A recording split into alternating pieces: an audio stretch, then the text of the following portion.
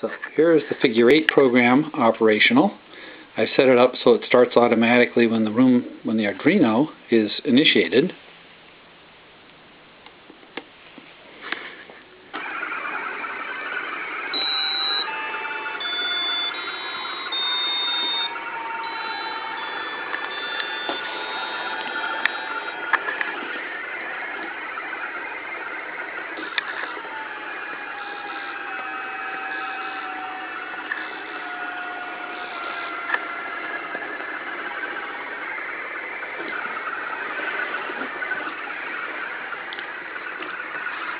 Not a lot, but it shows the sound and the ability to control the Roomba, as well as the ability to power it down at the end.